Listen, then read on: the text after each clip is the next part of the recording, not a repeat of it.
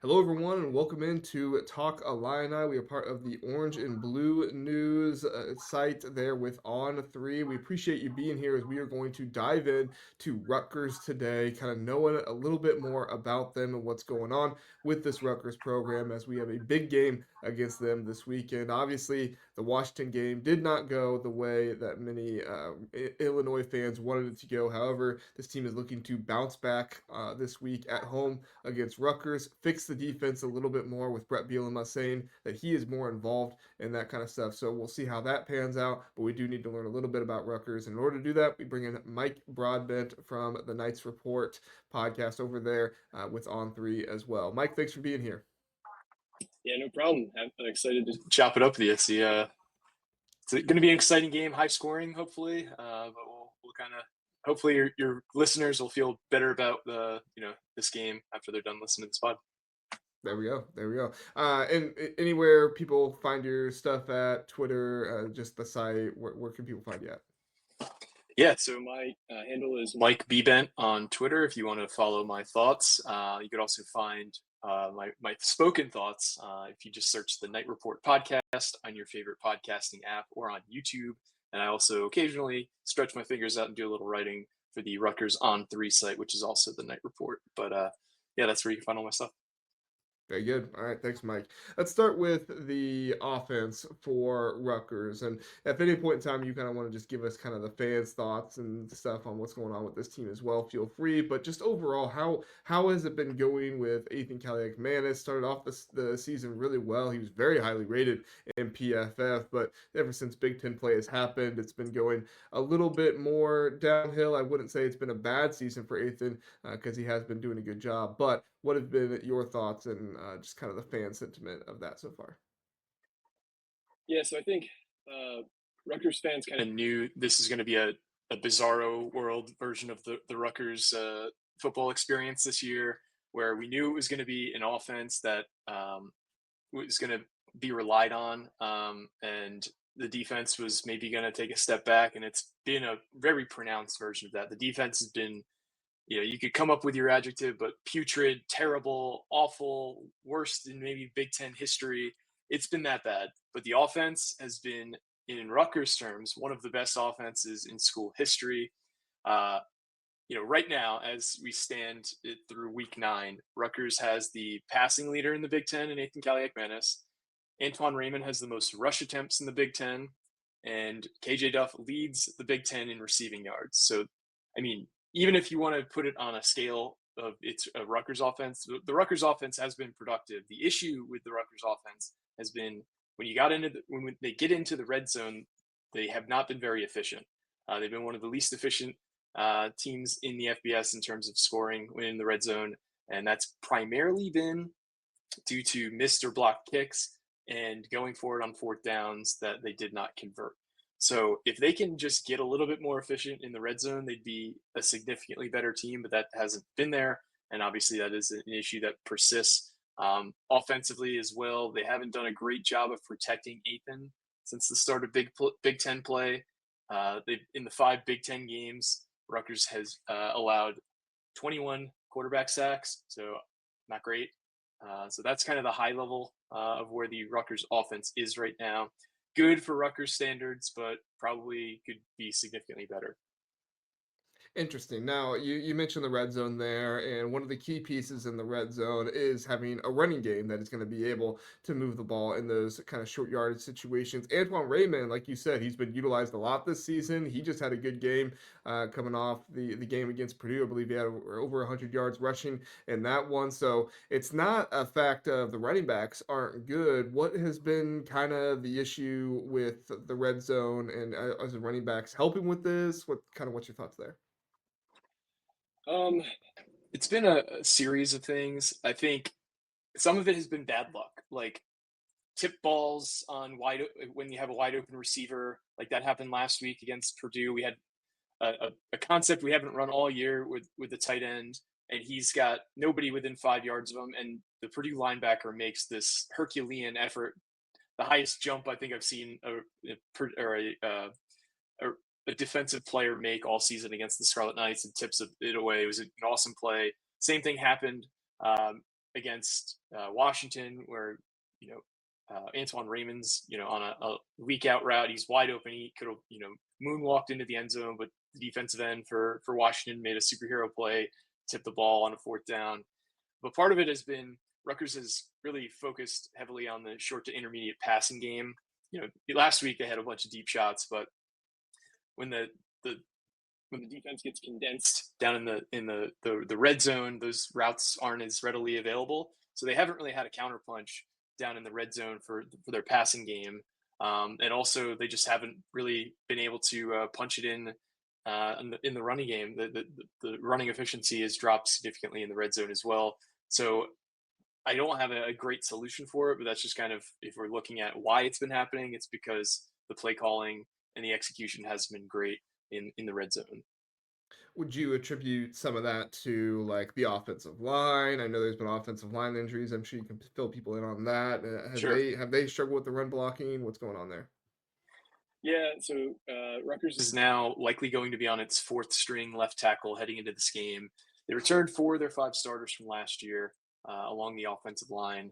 They were planning on moving their starting right tackle to left tackle, and then that ended up not sticking because an FCS All American transfer in Ryder Langsdale was on pace to win the starting left tackle job, but he got hurt in camp. So they moved over Dante Chin, who was a guard last year, to left tackle. Then he gets hurt. And then this past game, Taj White got rolled up on the starting right tackle. So they moved Tyler Needham, who was the starting right tackle last year, to left tackle. And they're probably going to be moving him back to right tackle for this game and starting Mashoud Giwa, it looks like, who is a transfer from Long Island University. He was a redshirt freshman last year. He won freshman All American awards in the FCS. But yeah, it's certainly not ideal to have that much change across the season due to injuries. In general, the offensive line really hasn't. They're not a super athletic group. They're not a super big group. So there has been some issues with not getting a ton of push, but they've had plenty of production from the run game as well. It's really just been the red, like in between the 20s, they're really really good on offense, but they just have not been able to get it done in the red zone, and that's been what's plagued them all season. Interesting, interesting. Well, one thing that has plagued Illinois all season has been third downs for their defense. It's been very tough to get off the field and trying to convert in those situations. So typically, if you struggle in the red zone, you're going to struggle on third downs as well. Would you say that's been the case for Rutgers this season with their offense too? No, they've actually been pretty productive on third down. So I think they're 27th in the FBS in third and fourth down success rate. They're right around 50%. And their average third down distance has not been great. It's been on average 7.1 yards for their average third down distance. So they've been able to convert, and they've been very aggressive going for it on fourth down as well. And I think they'll continue to do that. Last week, they had a few crucial fourth down conversions against Purdue. So it's really just been a red zone issue, which has been so frustrating because you look at these box scores and Rutgers will have 500 yards of offense and they'll have 24 points on the board. Against Washington, they had 19 points, and I think they had close to 500 yards as well. So it's just been getting those points on the board, which is obviously the most important part of playing offense is putting points up, and they just haven't been consistent doing that. Yeah, you don't win games for yards, right? I mean, Yeah, Rutgers would be no. in a really good situation if that was happening though. So It would be. They'd be close to the top of the Big Ten standings, but unfortunately, that's not how they determine wins and losses.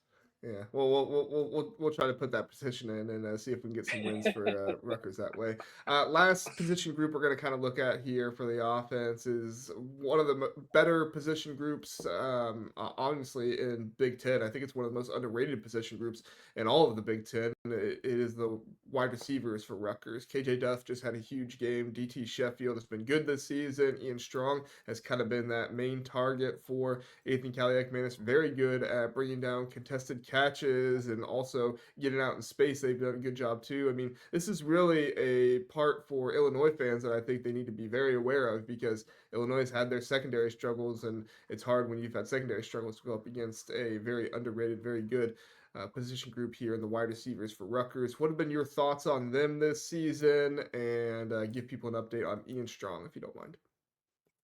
Yeah, no, I think we all kind of knew that the strength of the team would be this receivers group, but I think they've even kind of exceeded the lofty expectations that were on them heading into the year. Um, Ian Strong has certainly been the best receiver in the group, but he's missed a couple games due to an injury, and he's been a little hobbled as well. But if you just look at what he did the first 5 games of the year, he had 4 100-yard games in the first 5 games. Just like you said, he's been catching so many really tough contested catches, whether it be down the sideline, whether it be across the middle. I think he has the highest contested catch rate in, or he did at one point have the highest contested catch rate in the FBS. Um, and he's a huge guy too. He's 6'3" or 6'4". Not a blazing speed type, but he's got more than enough speed to kind of get open down the field and the savvy to make a catch in tough conditions, as you saw if you've watched any Rutgers games this year. And then his running mate KJ Duff, 6'6", big bodied guy. He had maybe the best performance all season in the Big Ten receiving wise last week. 6 catches for 241 yards and a touchdown at Purdue. Somehow didn't win Offensive Player of the Week in the Big Ten for that performance, but I guess that shouldn't surprise Rutgers fans getting snubbed by the Big Ten in terms of awards. He's been fantastic. Last week was really the first game where we needed him to be the guy to win a game, and he stepped up and did that. And then DT Sheffield's kind of the third man in that group. He, I think, he might be the fastest guy in that room, but he's just been plagued by, if it's not drops, it's slipping. He's clearly got a ton of talent, but he hasn't really been able to put it all together in a full game this year yet. He had a crucial drop against Oregon on a deep pass. He slipped and fell against Purdue on a slant, which he might have been able to take to the house if he was able to stay on his feet. So I think once he puts it all together in a game, I think he could win a game with big plays for Rutgers one of these games. But it's just, can he just keep it all together for a full 60 minutes, which he hasn't been able to do yet. Interesting. Tight ends, running backs that you trust catching the ball. I mean, just overall pass catchers. Anybody else outside of the wide receivers that should be aware of?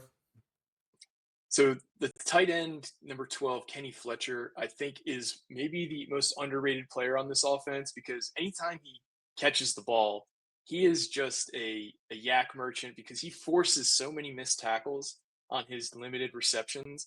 Like, if you watch his film, there might be one catch all season where he didn't break a tackle. Like, he's just the kind of tone setter that you kind of want on your offense, where it's one thing to get an 8-yard catch for a first down, but when you have to run over a DB, there's just something that like juices up your team doing that, and taking a 2-yard catch and making it an 8-yard catch.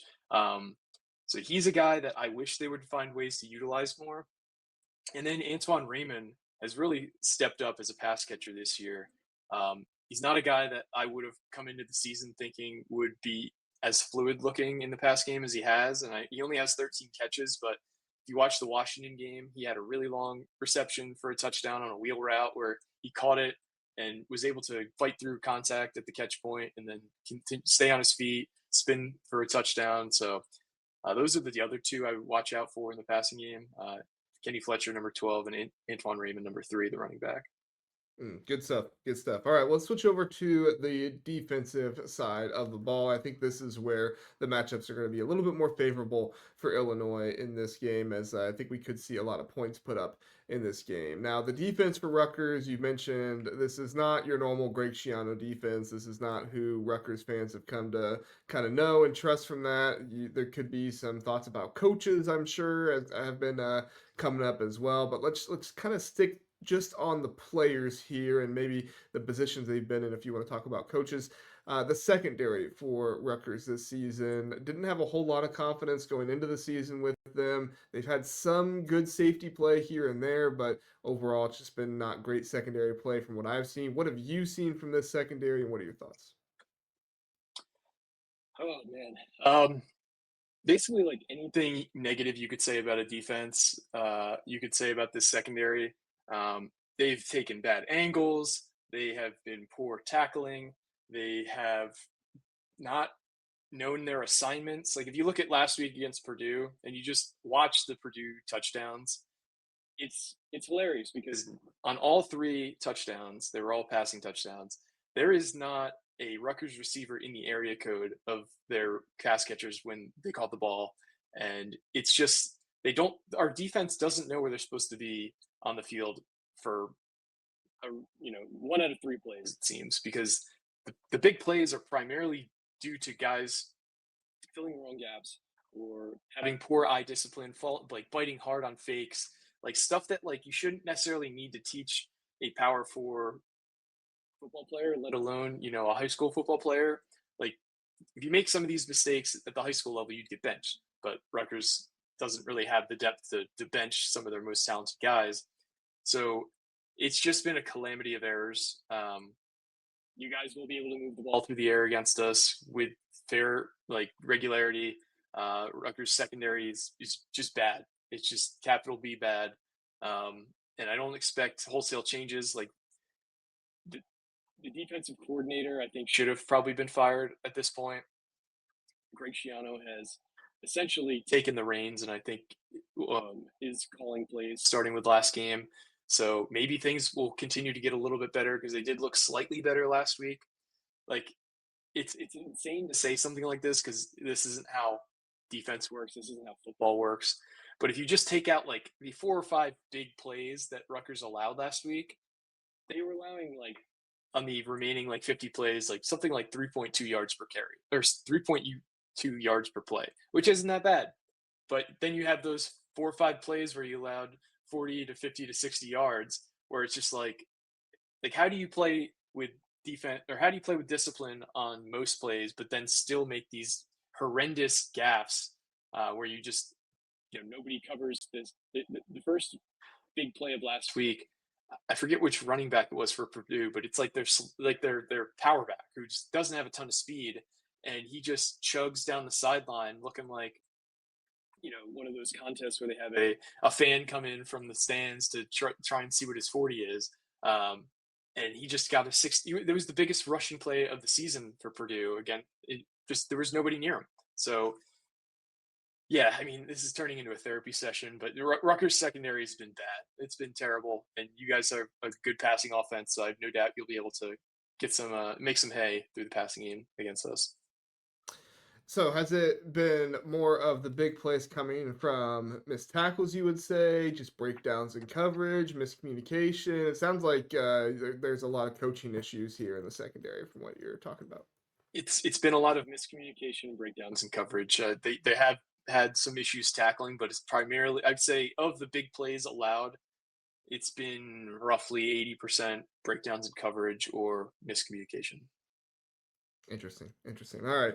Well, we'll move on from the secondary. Sounds like that's a little difficult to talk about, and I get it. I get it. But let's move to the linebackers. I know you've had an injury or two there. Dijaborme is somebody that I was pretty high on going into the season, thinking that he could do some good things. But even when you're a talented linebacker, if you don't have all that much going on for you around you, that can be difficult as well. So what have been your thoughts on the linebackers for Rutgers this year? Have they done a good job stopping the run? What do you think there?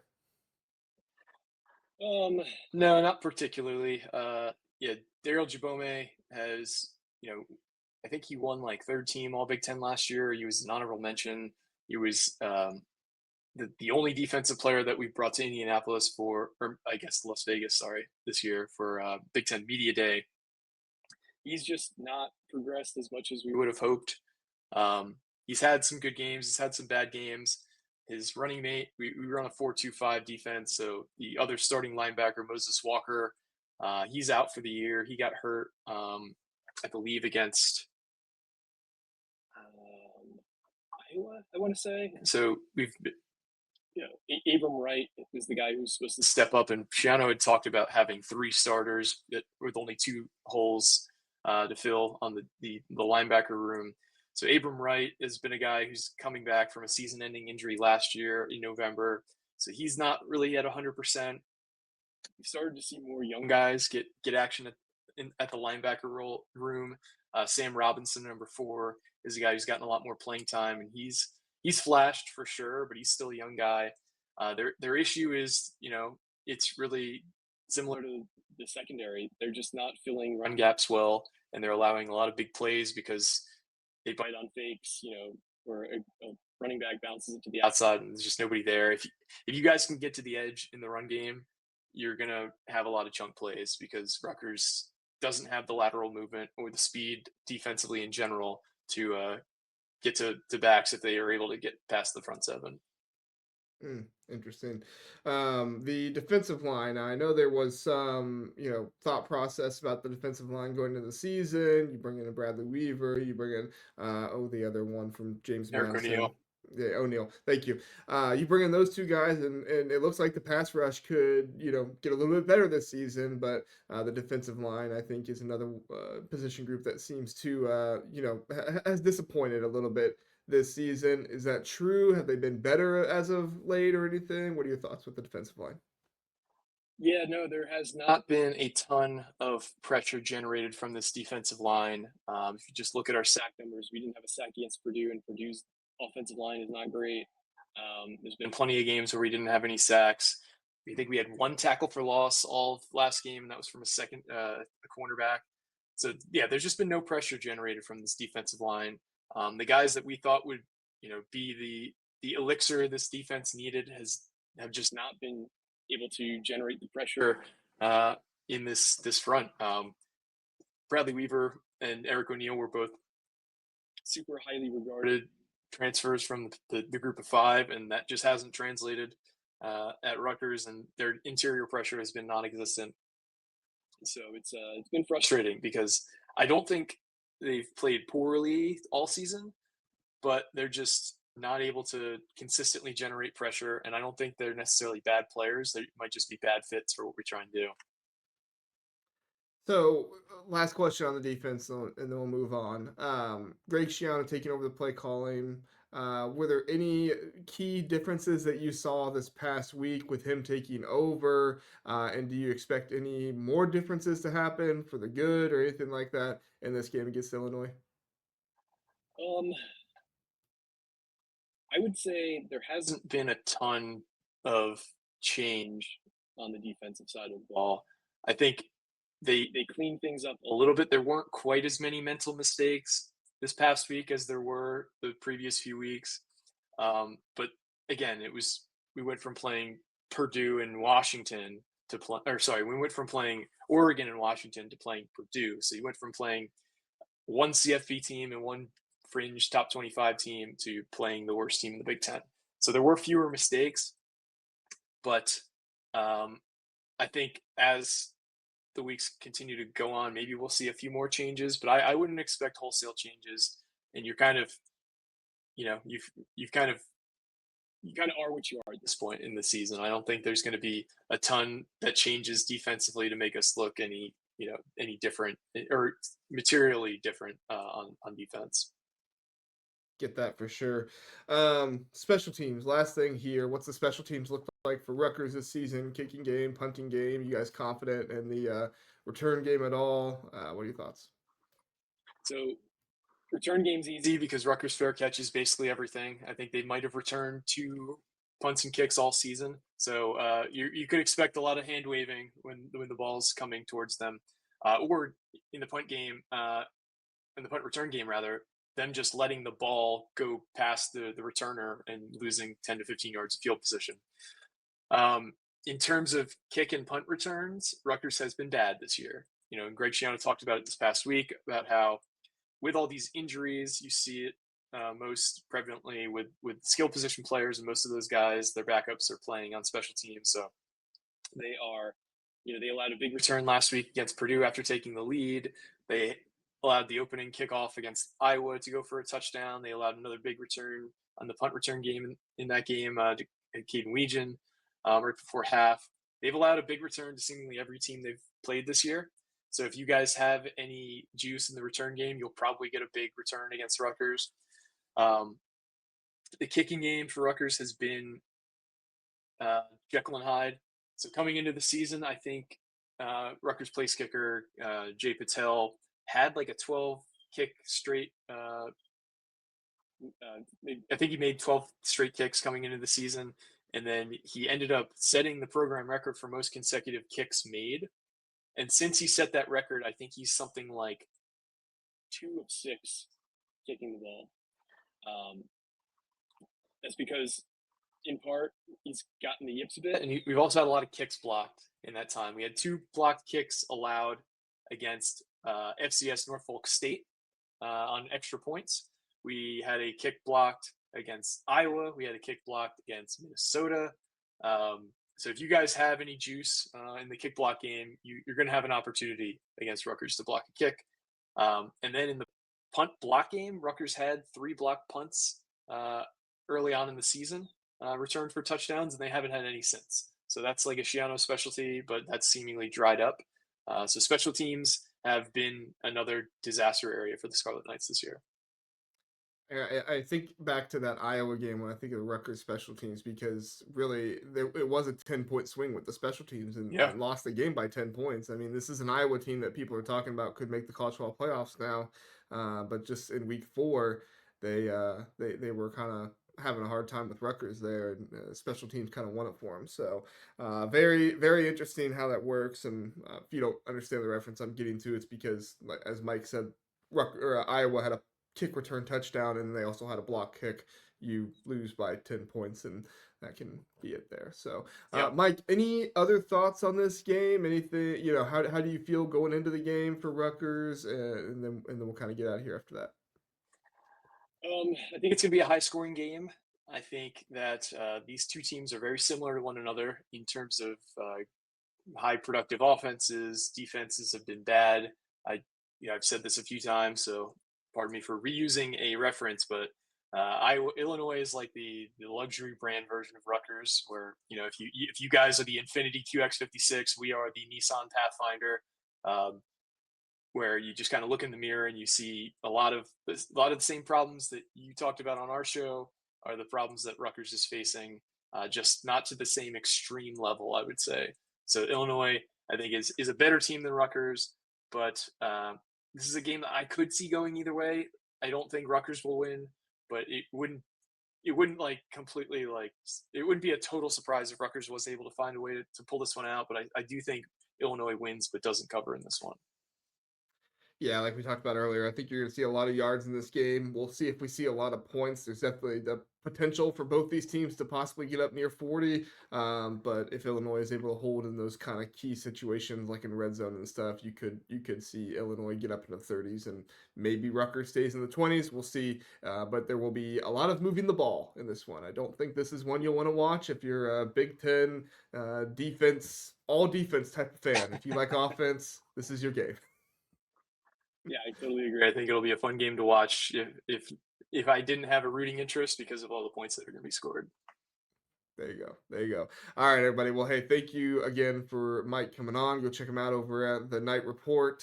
Great coverage over there and On 3, and good podcast covering Rutgers, and also do some Big Ten stuff over there as well. So they do a great job, and go check them out. Support them for On 3 and everything that they do. We appreciate you being here. Please do like, subscribe, do all that good stuff. Listen on podcast, 5-star rating. That always helps as well. We'll get out of here, and we'll see you next time. Have a good one.